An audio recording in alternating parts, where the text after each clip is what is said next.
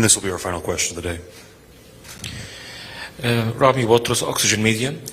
We have seen the negotiations with the U.S. side about the tariff, and we see that the current Canadian government will not retaliate the tariff, and we would like to know what's your opinion, how this will affect our labor market, especially that the American products will be more cheaper and will operate more plants for the U.S. than the Canadian. Thank you.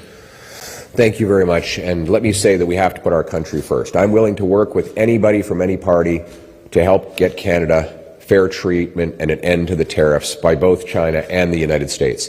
And I've told the Prime Minister I'm happy to work with him anytime he believes that we can be helpful in ending the dispute and restoring free trade. Conservatives will do it because we want our country to succeed.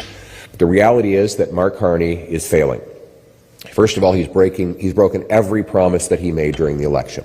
He promised elbows up, he's been elbows down. He promised he would have dollar-for-dollar tariffs. Whether or not you agree with that idea, it's clear that that was his promise, while he was simultaneously backing down.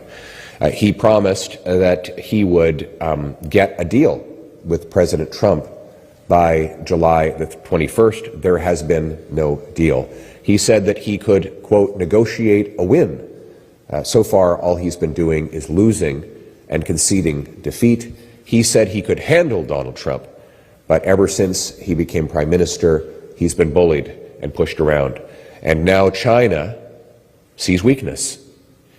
They see weakness in Mark Carney, so they're hitting our farmers and fish harvesters with tariffs that are killing jobs and harming our people. Mark Carney is failing abroad, and Canadians are paying the price at home. My goal would be to get rid of all the tariffs on both sides of the border, to get a deal that will secure our continent through solid military investments, at the same time as regaining the previous open market access that we had to the biggest and most lucrative economy in the world, that being the United States. That's going to take hard work. But I will conclude by saying this. The tariffs that are being imposed on Canadian workers, the worst tariffs, are by Mark Carney himself. An industrial carbon tax that he wants to hit our steel workers, aluminum workers, oil and gas, cement and fertilizer workers with. That's a Liberal tax on Canadian exporters.